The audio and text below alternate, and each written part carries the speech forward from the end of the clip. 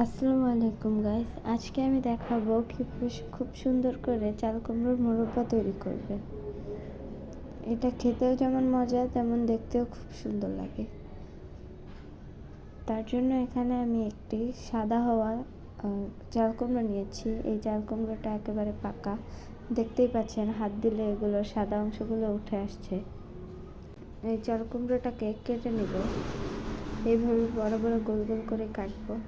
তারপরে এভাবে ছিলে নেব, মাঝখান থেকে আপনাদের পছন্দের মাপ অনুযায়ী কেটে নেবেন, আর বীজগুলো অবশ্যই ফেলে দিবেন।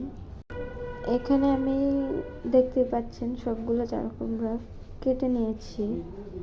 এখন আমি এই চাল কুমড়াগুলোকে একটি কাঁটা চামচের সাহায্যে ভালো করে কেচে নিব। দেখুন, এইভাবে করে ভালো করে কেচে নেবেন, তাহলে চাল কুমড়াটায় চিনি ঢুকবে ভালো এবং খেতেও অনেক মজা লাগবে, আবার তাড়াতাড়িও শুকাবে। এইভাবে পুরো চাল কুমড়োটা আমি কেচে নিচ্ছি। দেখুন কত সুন্দরভাবে কাঁচা হয়েছে।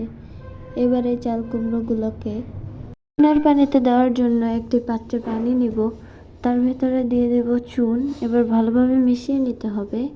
তারপর এই চুনগুলো পানিতে চাল কুমড়োগুলোকে 6 ঘন্টার জন্য ভিজিয়ে রাখতে হবে, যার ফলে চাল কুমড়োগুলো খুব সুন্দরভাবে ভিজে যাবে। দেখুন, এইভাবে আমি সবগুলো চাল কুমড়ো ভিজিয়ে রেখেছি। 6 ঘন্টা পর দেখতেই পাচ্ছেন সবগুলো চুন চাল কুমড়া শুষে নিয়েছে।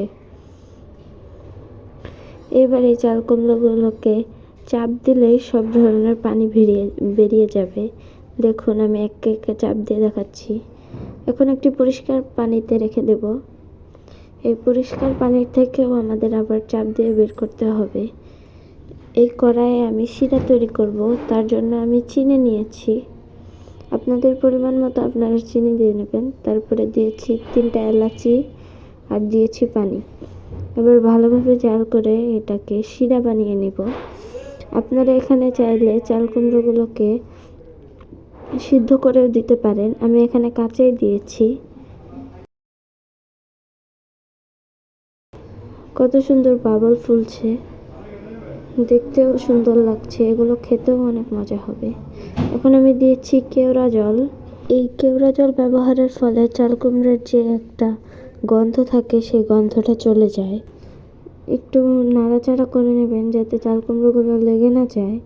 যখনই এরকম লাল লাল কালার চলে আসবে তখন দেখতে পাবেন যে শিরাটাও প্রায় শুকিয়ে গিয়েছে, শুধু হালকা হালকা আছে। তখন আপনারা নাড়তে থাকবেন। শিরাটা যখন প্রায় পুরোপুরিভাবে শুকিয়ে যাবে তখন চাল কুমড়োগুলো এরকম রঙের চলে আসবে।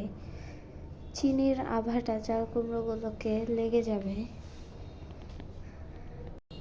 এই চাল কুমড়োগুলো এখনই চুলা থেকে নামিয়ে নিতে হবে। দেখছেন চাল কুমড়োগুলো একটু ঠান্ডা হওয়ার পর কত সুন্দর হয়ে গিয়েছে। এইখানে আমি একটা বড় প্লেট ইউজ করেছি এই চাল কুমড়োগুলোকে রাখার জন্য। এই মোরব্বাগুলো আমি 12 ঘন্টা রেস্টে রেখেছি। দেখছেন চাল কুমড়োগুলো কত সুন্দর হয়েছে। দেখুন, আমি চাকু দিয়ে কেটে দেখাচ্ছি, ভিতরে কত সুন্দর লাগছে।